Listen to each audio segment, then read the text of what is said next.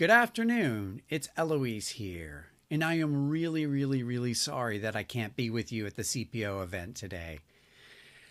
Unfortunately, I am recovering. I am recovering from COVID.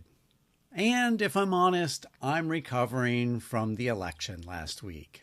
Apparently, the United States is going through a bit of an identity crisis. We just elected a narcissistic, nationalistic, and fascist adjacent president, all funded by billionaires. Billionaires who will go on to become the oligarchy of America. Truth, science, the rule of law, international cooperation just went right out the window. Unfortunately, that means the burden of solving global climate change will have to come from the UK, EU, and other willing countries. ESG and DEI are done in America, at least for the next couple of years. Nobody is likely to champion those concepts. We may still do some things, but it's definitely not on the strategic agenda. Expect major economic fluctuations as we get trade wars, tariffs, and goodness knows what else.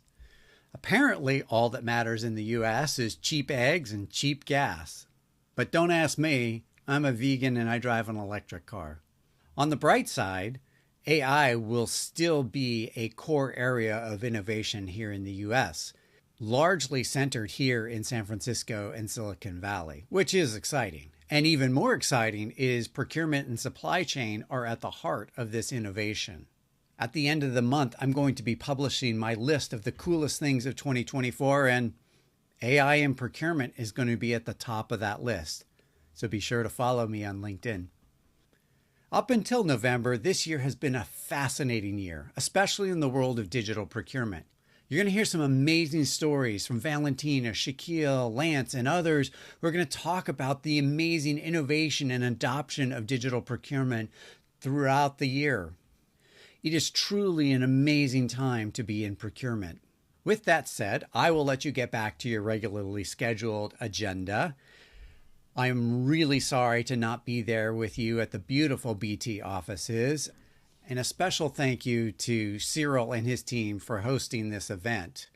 Speaking of which, you're going to hear about the BT source story today, and I hope you find it as inspiring as I do. In fact, I found it so inspirational, I included a chapter on them in my book. Now, if you'll excuse me, I'm off to go numb my feelings with sugar, caffeine, and the hope that California can extricate itself from the rest of the United States.